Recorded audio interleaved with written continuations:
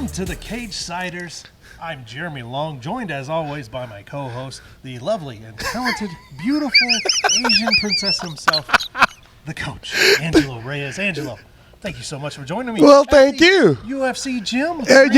You know how we love this gym, and for all you guys who are subscribing to us, I appreciate all the names. Asian princess could be added to that now. So. Among the ones that we can say on air. So, a lot of you are very creative with your curse words. So here we are. We are in the midst of Mayweather-McGregor. The fight goes down tomorrow night. Baby, we did it. We suffered through so much.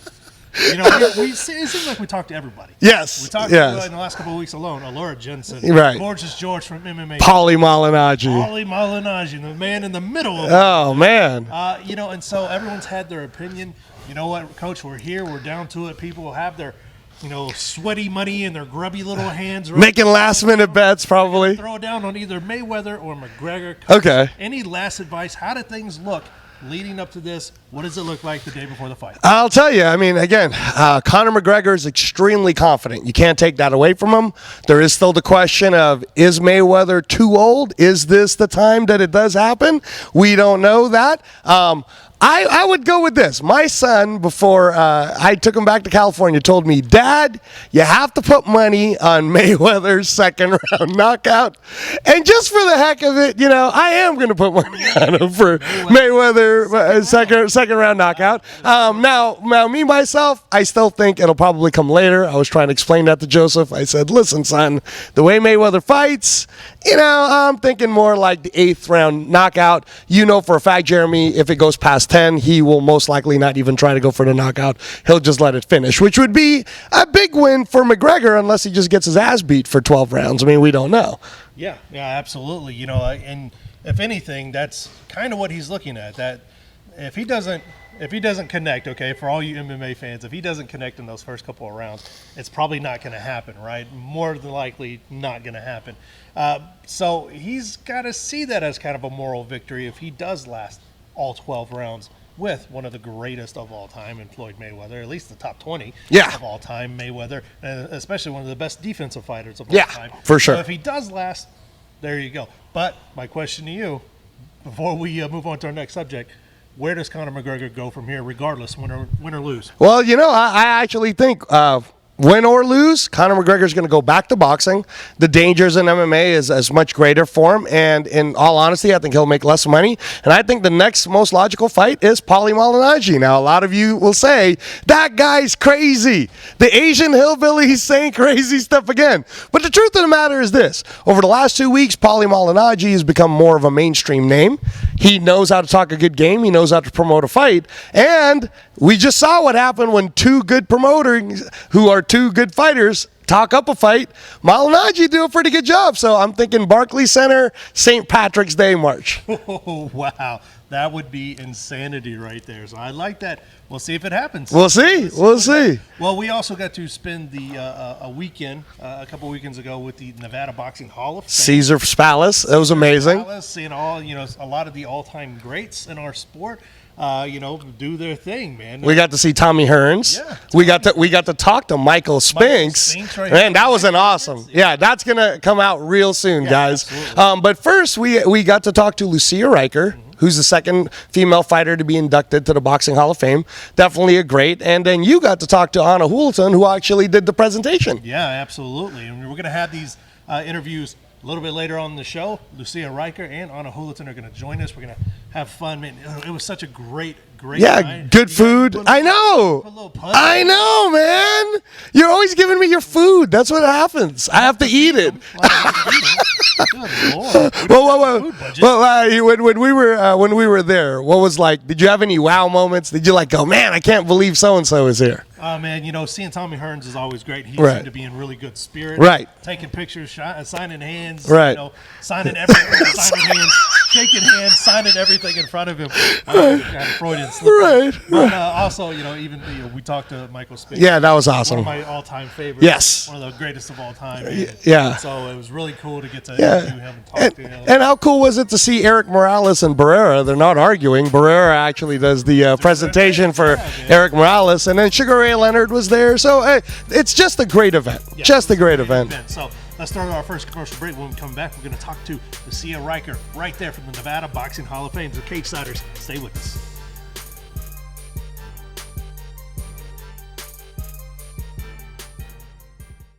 Cagesider fans, welcome back. And if you're looking at this lady and you're a MMA or a boxing fan and you don't know who she is, shame on you. Because this is the greatest female fighter we've ever had in the history of our sport. Miss Lucia Rijker, thank you so much for joining us today. Cagesider fans, let me tell you something. 17-0 as a professional boxer, 14 knockouts. But prior to that, she's the greatest kickboxing martial artist in all of Europe. So, 54-0. 54-0. So before we even say the words Ronda Rousey or Cyborg or Gina Carano, before all of that, there was Lucia Rijker. Ma'am, you came at a time where, as you know, women weren't recognized to be able to do what you're doing. In fact, there was even a match, and I don't even know if anyone's ever done it up to this point, where you even fought a man, and it was a real match. Looking back now, and here you are today, you're getting inducted to the Nevada Boxing Hall of Fame, rightfully so. I believe you should be inducted to the Canastota Boxing Hall of Fame also. You're a true Hall of Famer. What's some of the greatest memories, especially during that time where it was so hard, and you were truly one of a kind? The greatest memories were when people said no, it was wood on my fire to become the greatest. Every no from every individual, I wanted to turn into a yes. Every reporter in boxing that didn't like women's boxing, I wanted them not to love women necessarily, but love the art of boxing and recognize it also within women. Because it's not, I didn't want to be babied, oh, it's a girl and she can join because she's a girl. I wanted them to say she can join because she can fight. And still today, every woman out there, and there are a lot of great champions, I want them to be accepted because they can fight, not because they're cute. I mean, it helps when you're beautiful, because Oscar De La Hoya, is cute, but Mike Tyson, for some he's cute, but still, he's an animal, and he's recognized. I would like women to get the same respect. When you are a great athlete and you give all you have, you should have a chance to say, I want to box, I want to kickbox, and I want to do MMA. And these days, that's a possibility. In my days, I got a lot of no's. But I'm very grateful for all the women that went before me, so I could do what I had to do. And also, I'm grateful that I could do for the women that are on top right now what I did. So they get paid and that they get the recognition. And whether it's a Ronda Rousey or Ann Holmes, Holly Holmes, sorry. Yeah, that's when you get hit, right? You slip names. Holly Holmes, great legend, showed Ronda Rousey that stand-up is powerful, that you don't underestimate a stand-up fighter. You go in being present at all time. I don't care if you're an MMA fighter, if you do jiu-jitsu, or if you kickbox or a boxer. You go in, be present with whoever is in front of you, and don't go in with a plan thinking it's going to work.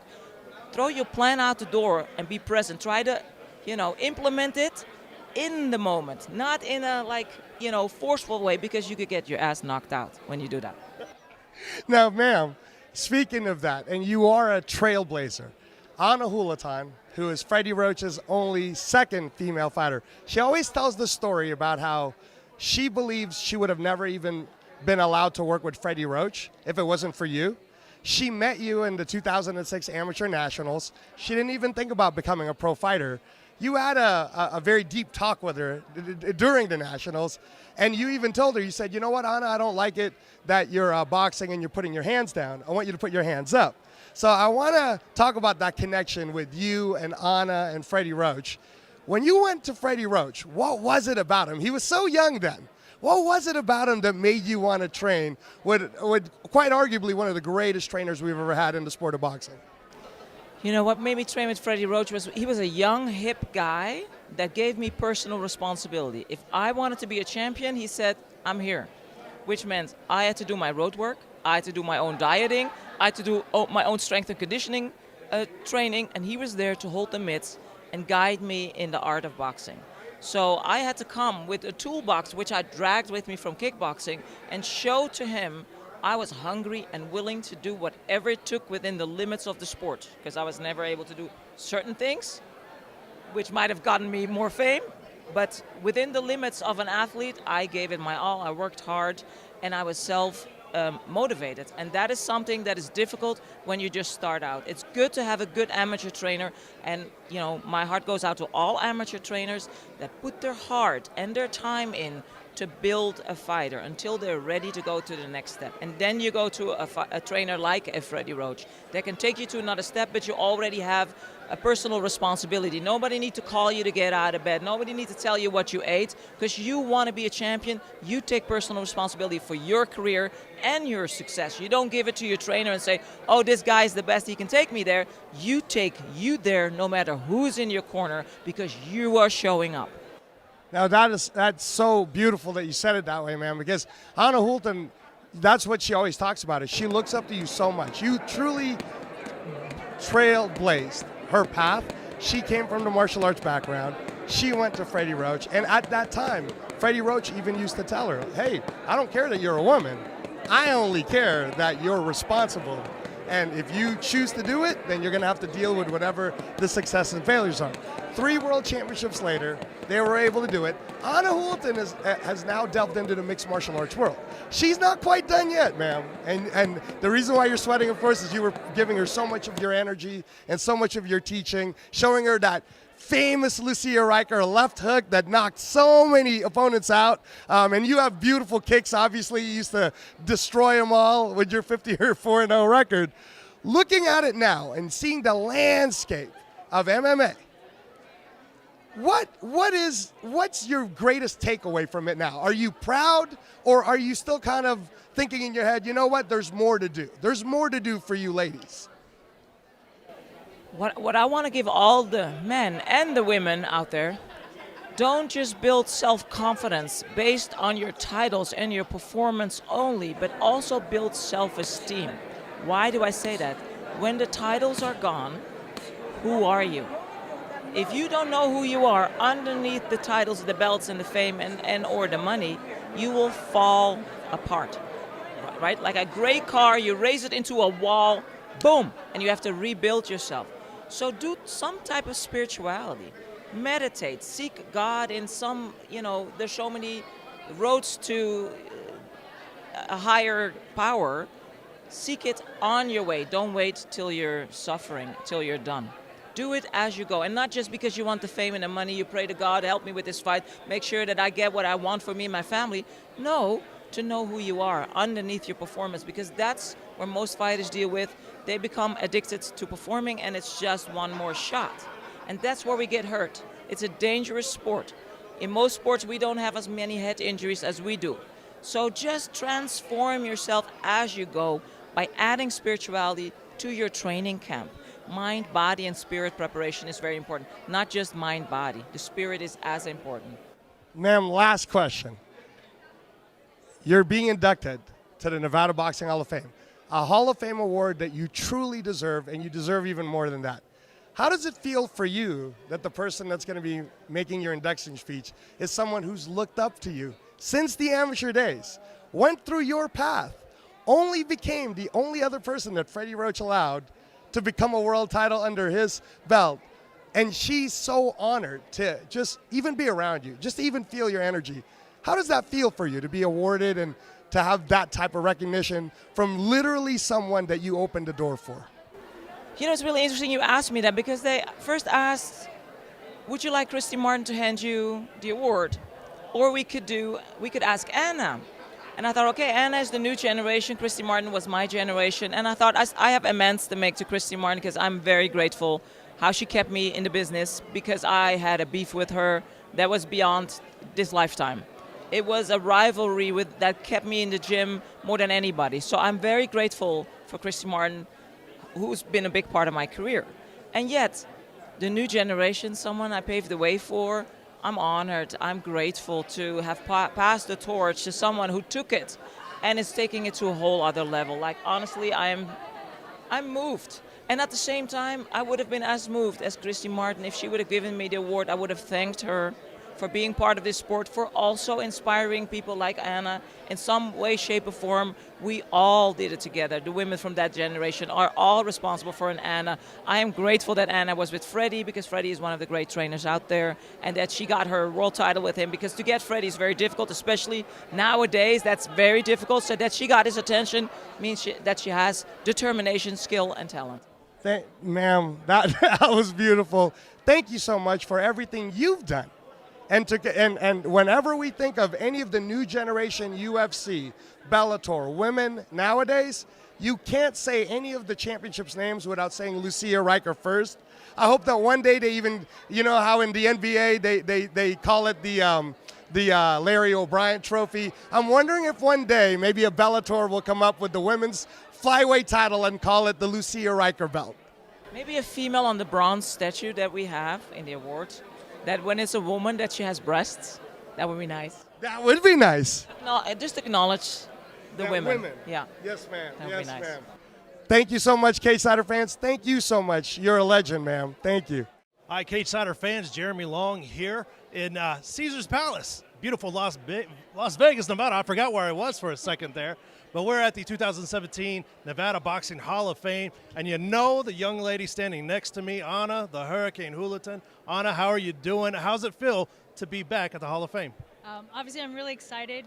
One thing that I love about the Nevada Boxing Hall of Fame is that they promote women, and they give us a presence, they give us a voice, and it's nice to be out here with a lot of legends of the sport and integrating a lot of the female aspect of it. So it's nice to see the community come together and be able to, they do really cool stuff here. Like I got to do some mitts with Lucia Rijker, so I'm pretty pumped up about that. Speaking of Lucia Rijker, you are actually going to induct her in this year's Hall of Fame class. Now, you've in the past you've inducted Freddie Roach. So, kind of talk to us about this. You mentioned about how they support women's boxing and everything they do for that. So, how does it? I guess describe to us how it feels to be able to induct a great champion like Lucia Rijker. It's nice to be a part of history and to also be a part of the lineage. So with Freddie Roach, he only had worked with 2 female world champions, Lucia Rijker being the first one, I'm being the second one, and I got to obviously induct Freddie and give out a speech for that, and I was a big honored. And so for this year, since I get to also induct Lucia Rijker or do the speech for her, I'm stoked. It's like a dream come true. When I was an amateur, not even understanding like how my life was or my career was going to progress, I was watching tapes on Lucia Rijker. I didn't even know who Freddie Roach was. So for me, it's nice to just kind of get a little bit of my past and bring it right now and just kind of have my own experience and kind of have everything kind of blend and digest and kind of, I'm looking forward to coming back to the Nevada Boxing Hall of Fame within the next 10 years and actually do the same thing that Lucia did with me and kind of pass on the the lineage, the pathway for future boxers. Wow, a lot of fun. Now, you guys were huddled up here, hitting pads, doing things like that. What was some of the knowledge she was sharing with you? Because she would pull you aside a little bit and be like, I kind of do this. Can you share some of that? Man, she's a black belt at fighting, 100%. My background is martial arts.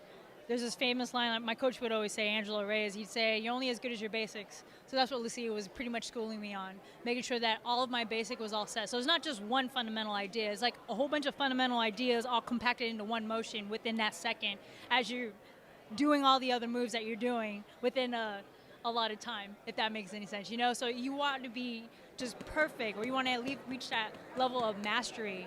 But she's such an excellent teacher, too. She's able to articulate everything to where if I needed to get it down right now, boom, it's right there. It's happening. And so I feel pumped up. I feel like I want to go to the gym right now. I just want to go up to her table and ask her a couple of questions about kicking, because she's also a kickboxing world champion. And so, it's nice to be able to have that source of information, that source of knowledge available right now. It's not like she's very approachable. You can go up to her. I'm just going to use the Nevada Boxing Hall of Fame to use this moment for me to walk over there and ask her, hey, I have a couple of questions about fighting. Can you share some of your experiences? And for me, as a fighter, it just hits home for me at heart.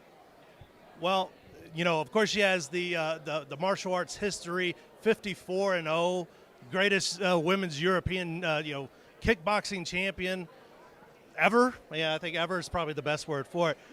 With this day and age's women's mixed martial arts scene, how do you think Lucia could do right now, just stepping back into it and facing some of the hard hitters of today's sport? Oh, hands down. It was pretty physical in there, and she's able to just monitor her heart rate, and she's making everything look easy. And I know right there from the other side that she was doing a lot of work, and she made it look effortlessly. If she were to step into the cage right now, there's no doubt in my mind she'd be able to replicate what she did when she's at the peak of her kickboxing and also her boxing career. She'd be knocking fools out. So she's, is that legit? I mean, just for her to just, within a short period of time, she's able to just pretty much tell you her entire experience of fighting and her experience in knocking people out right there. Like, she was expressing that. I don't know if that makes any sense. It's just, for me, it's just brilliant. I'm like, wow, I'm just trying to digest it all. Now, fight fans, and it's something you need to pay attention to when world champions get giddy over meeting other world champions. Those are the people you really need to research and check out, because that's some knowledge, a wealth of knowledge right there. It's so great to see you in your element, doing your thing, smiling, having fun, especially when you get all this, call it backstage knowledge here, champions just passing down that knowledge from champion to champion. And before we go, last question, before we actually hopped on this interview, you got a really cool phone call with ties to the Thrilla in Manila. Can you share a couple of details about who talked to you on the phone there? Oh my gosh. I just got off the phone with Carlos Padilla. He was the guy who refereed the Thrilla Manila fight with Muhammad Ali and Joe Frazier. And for me, it just hits home for me. I'm like, for the Filipino community, it's such a big honor. And so just to talk to him and just kind of thank him for contributing all that he has done for the sport, and for him to actually reach out and, be a part of this. I'm just, I don't know. I'm lit. I'm lit right now. So. Well, there you go. Well, Anna, thank you so much for joining us. We always appreciate your time. We're going to have more Cagesider fans. You want to stick around, right? Nevada Boxing Hall of Fame doesn't get bigger than this. We'll see you. Hi, everyone. Welcome back to the Cagesiders. It was so great to hear from Lucia Rijker, Anna Julaton, the Nevada Boxing Hall of Fame. Thank you guys so much for having us out this weekend. You got a whole list of your choice of fights. Of course, Conor McGregor, Floyd Mayweather. But starting tonight, Bellator, Yep. 182. Verona, New York. Yeah, Brendan Ward's going to be headlining that against Fernando Gonzalez. Cool. We should see some fireworks. Yeah, AJ McKee, who's coached by one of our guests, Jason Manley, does that. So that'll be fun, right? Yeah, it should be a lot of fun. And then Invicta, 25? Yeah, and it's the title that Tonya Evinger. Okay. 135 would be Raquel Paolui versus Yana Kunitskaya. Is that right? I hope so. I hope so. You got your pick of fights this weekend. Enjoy it. We're going to see you guys on the other side. Thanks for joining us here on the Cagesiders. For the coach, Angelo Reyes, I'm Jeremy Long. We'll see you next week.